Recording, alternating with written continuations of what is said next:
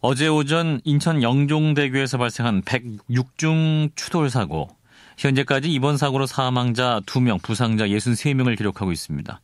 이번 사고 안개가 많이 낀 상황이었지만 조금만 주의를 기울였다면 막을 수 있었던 인재라는 평가도 나오고 있죠. 그래서 목격자를 통해 당시 사고 상황을 먼저 짚어보고 이어서 전문가를 통해 이번 사고의 원인과 재발 방지 대책에 대한 의견을 함께 들어보겠습니다. 먼저 영종대교 사고를 직접 당하신 분이세요. 목격자 최성일 씨입니다. 선생님 나와 계시죠? 예, 안녕하십니까. 예, 선생님 현재 어디세요? 예, 저 출근 준비 중입니다. 아, 출근 준비 중이세요? 아, 그러면 네네. 몸은 좀 괜찮으신 건가 봐요? 예, 저는 좀 극적으로 차나 몸이 이렇게 많이 다치지 않은 사람 중에 하나입니다. 아하, 그래 천만다행이네요. 자, 사고 당시 상황으로 한번 가보겠습니다. 선생님 네네. 차 주변에서 어떤 사고가 있었던 건가요?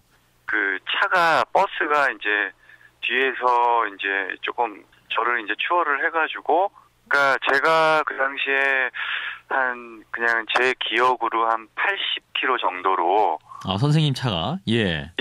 저는 그렇게 운행을 하고 있었고, 80이었다면 무조건 그 차는 버스는 100km 이상을 달렸다라는 거는 확실합니다. 아, 그러면 좀 이상한 거 아닌가요? 그 안개가 그렇게 많이 끼고 위험한 상황인데 뭐랄까요? 안전을 고려 안 한 운전이었기 때문에 좀 문제가 네네. 있었던 거 아닌가요?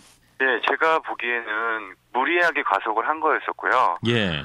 제가 이렇게 현재 제가 그 속도로 가고 있는 것도 부담스러울 정도였는데, 버스가 이제 저를 추월해서 지나갈 당시에 제가 그런 생각을 했습니다. 아, 저 버스는 무슨 장비가 있는 것도 아닌데 어떻게 이렇게 안 보이는데 저렇게 속도를 낼 수 있을까? 그렇게 할 수 있을까? 예, 생각을 했는데. 그런 의문을 가진 지 얼마 안 돼서 이제 그 일이 벌어진 거예요. 아하. 눈앞에서, 그래갖고 그 차가 사고 난 것도 이제 소리로 막 들으신 건가요? 어떻습니까?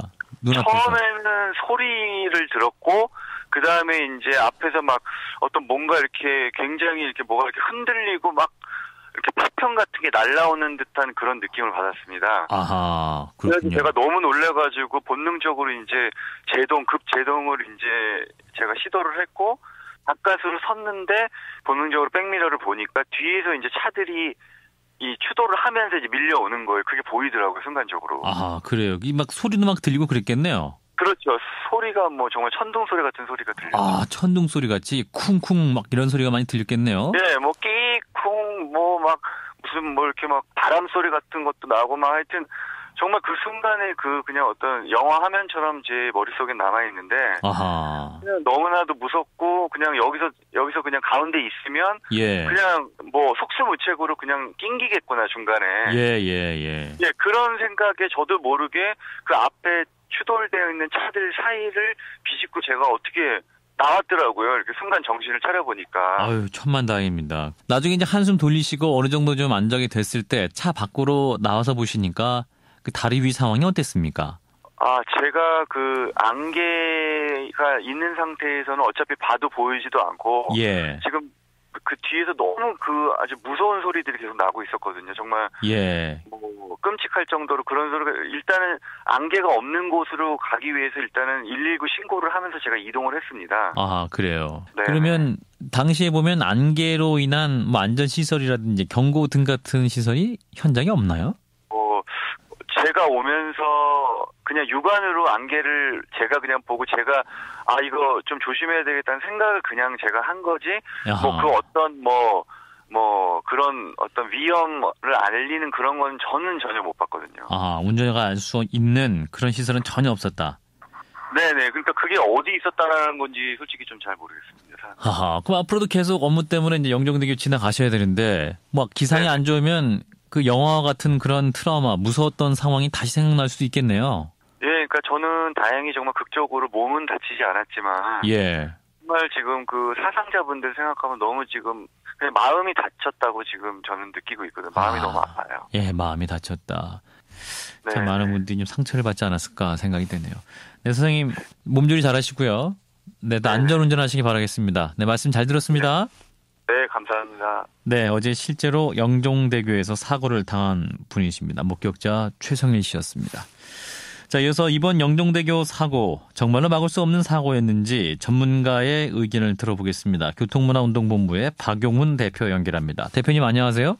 네, 안녕하세요. 예, 대표님도 어제 사고 당일에 직접 영종대교를 운전해서 건너셨다고요? 네, 바로 그 시간은 아니지만 예. 아침에 제가 귀국을 해서 차를 몰고 서울로 돌아왔기 때문에 직접 바로 전에 그곳을 지났습니다. 아하. 그러면 대표님 보시기에 이번 106중 추돌 사고라고 하는데 그럼 주된 원인은 뭐라고 보십니까? 일단은 사고가 난 9시 이후에 아마 예. 안개가 더 깊게 끼었지 않았느냐 이렇게 판단이 되고요. 예.